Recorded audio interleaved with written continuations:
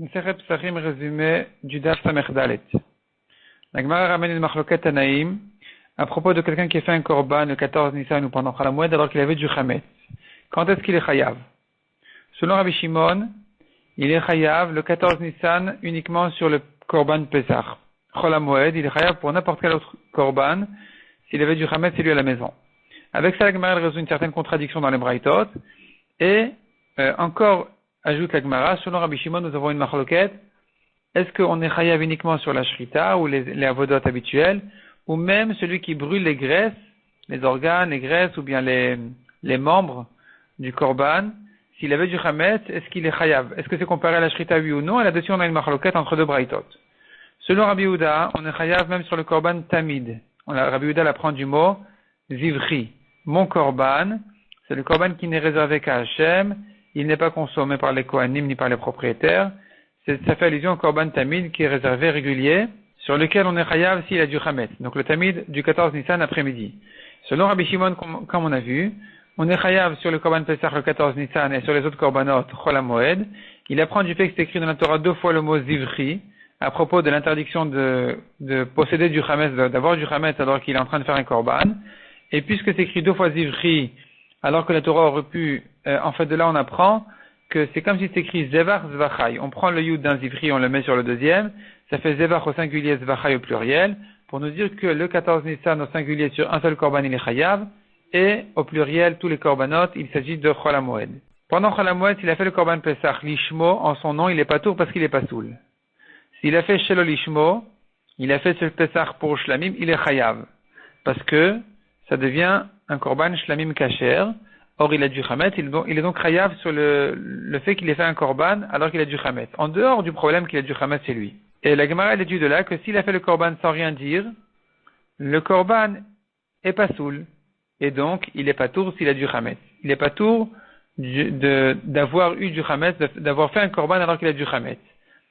Donc, on voit de là que le korban Pesach ne devient pas automatiquement un shlamim. Est-ce qu'on pourrait prouver de là qu'il faut vraiment préciser qu'il est shlamim pour en faire un shlamim? Automatiquement, il ne devient pas un shlamim. La Gemara dit non, ici, il s'agit de quelqu'un spécial, d'un cas spécial, de quelqu'un qui était tamé, qui n'a pas pu faire le Pesach Rishon, il va faire le Pesach Sheni. Donc, il va se rattraper, il était tamé, il n'a pas pu faire le 14 Iyar, il va le 14 Nissan, il va le faire le 14 Iyar. Donc, son agneau, il a gardé un statut de Pesach. C'est pour ça que pour en faire un shlamim, il faut vraiment dire que c'est shlamim. S'il s'est tué, ça reste Pesach. Or, le Pesach, il est pasoul Chol HaMoed.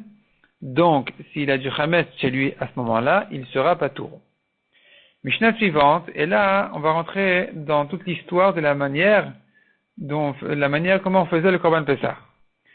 Et la Mishnah nous raconte que le korban Pesach on lui faisait la shrita en 3 groupes. Comme il est écrit, Kol Kehal Adat Israël. Kehal Adat Israël, ça fait, en 10, ça fait 30, et comme la Gemara elle va expliquer, que on a un safek, est-ce qu'il faut 30 en même temps, ou 10 les uns après les autres, 10, et donc, on fait 30, de manière à s'acquitter de toutes les options.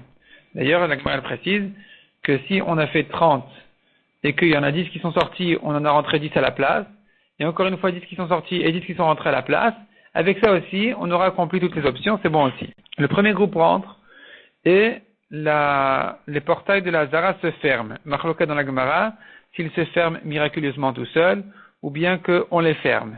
Une fois le groupe dans la Zara fermé, on sonne du shofar, les Kohanim se tiennent en rangée, et dans leurs mains ils ont des récipients pour recevoir le sang. Une rangée ne tient que des récipients en argent, une rangée ne tient que des récipients en or, on ne les mélangeait pas, ça faisait plus beau comme ça. Les récipients en question n'avaient pas de base pour ne pas les poser. Si on les pose, le sang risque de coaguler. Un Israël fait la shrita, parce que la shrita peut se faire même par un Israël. Un Kohen reçoit le sang parce qu'à partir de la réception du sang, il faut absolument un Kohen.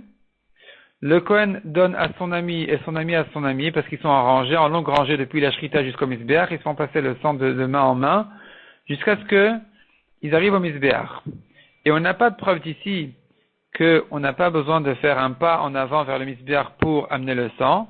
Il se peut qu'il faut faire un pas en avant pour la holacha du sang, pour amener le sang, et que de faire passer de main en main c'est insuffisant. Simplement ici on faisait 8 ce pas en avant, Simplement, notre Mishnah vient nous montrer que ça se fait avec un grand monde, parce que, comme on dit, Berov Amadrat Meler, quand une mitzvah se fait par un grand monde, elle est préférable, elle est meilleure. Ça fait plus d'honneur et de majesté pour le roi. Donc le Kohen, il reçoit le récipient plein de sang et il rend un récipient vide, parce qu'il est celui qui est arrivé au Misbéach. Le Kohen qui se situe à côté du Misbéach, il prend le récipient plein, il le verse sur le Misbéach et il le rend vide au Kohen qui le lui a donné. Donc entre-temps, le Kohen, il lui tend un nouveau verre plein et il reçoit ce récipient vide, et ainsi de suite. Tout arrangé comme ça. La Gemara dit que il faut d'abord prendre le récipient plein et ensuite prendre le récipient vide, parce que, donc prendre le récipient plein de celui qui est plus loin du Misbéach et vide de celui qui est plus proche du Misbéach. En fait, parce que chaque Kohen, il reçoit, un Kohen qui donne au Kohen qui est plus proche que lui du Misbéach, il doit lui donner le récipient plein et prendre de lui le récipient vide. Donc il faut d'abord donner le plein, ensuite d'abord recevoir le plein et ensuite rendre le vide, parce que la mitzvah, elle se fait d'abord. Donc le plein, c'est la mitzvah. Le Kohen qui est près du Misbéach, il jette une fois sur le Yesod du Misbéach, c'est-à-dire sur un mur du Misbéach en dessous duquel il y a le Yesod, qui est une base qui dépassait du Misbéach. Et la Gemara, bon, elle apprend des drachot, des psukim dont c'est ça. Mais elle dit aussi que notre Mishnah va selon le Tana qui pense qu'il faut jeter en jet et pas verser doucement. Le premier groupe sort, le deuxième rentre, le deuxième sort, le troisième rentre. Et ça se fait de la même manière. On lit le Hallel pendant qu'on fait le Pessah. Si on a terminé le Hallel et qu'on n'a pas terminé la Shrita des Psachim, on fait une deuxième fois le Hallel. Même une troisième fois, mais on n'a jamais eu besoin de faire une troisième fois. C'était tellement rapide qu'on a toujours terminé entre la première et la deuxième fois. Et le troisième groupe, quand ils lisaient le Hallel, ils n'avaient même pas le temps d'arriver jusqu'à Avdi Kishma Hashem, que ils étaient tellement peu de monde qu'ils avaient déjà terminé leur Psachim. De la première lecture du Hallel, au milieu du Hallel, ils avaient déjà terminé leur Psachim. De la même manière qu'on fait le Pessah en jour de Chol, on le fait aussi Shabbat du 14 Nissan. Simplement, Shabbat, les Kohanim lavaient la Hazara, et c'était contre les Chachamim qui n'étaient pas d'accord de laver la Hazara de son sang pendant Shabbat. Rabbi Yehuda disait encore, il fallait qu'un Kohen se penche pour prendre, un Kohen devait prendre un récipient pour le remplir du sang du sol de la Hazara, donc de ce mélange de tous les sangs des Psachim, pour le verser sur le Misbéach, afin de sauver un korban, si il y a son sang qui s'est perdu, qui s'est renversé, et bien avec ça, de ce mélange des sangs, il va ressortir que ce korban aussi a touché le Misbéach. Les Chachamim n'étaient pas d'accord avec cette solution. La Mishnah ensuite explique de quelle manière on dépeçait le korban. Il y avait des crochets en fer sur lesquels il fallait suspendre le korban, le dépecer. Si tout a été occupé, on accrochait l'agneau sur des bâtons. Sinon, sur sa main, il posait sa main sur l'épaule de son ami, et après, avec ça, il accrochait dessus l'agneau et il pouvait le dépecer comme ça. Le 14 Nissan qui tombe un Shabbat, donc on faisait avec les mains comme on a dit, et on mettait les graisses, les organes, on les mettait sur un plateau pour qu'ensuite un Kohen les brûle au Misbéach.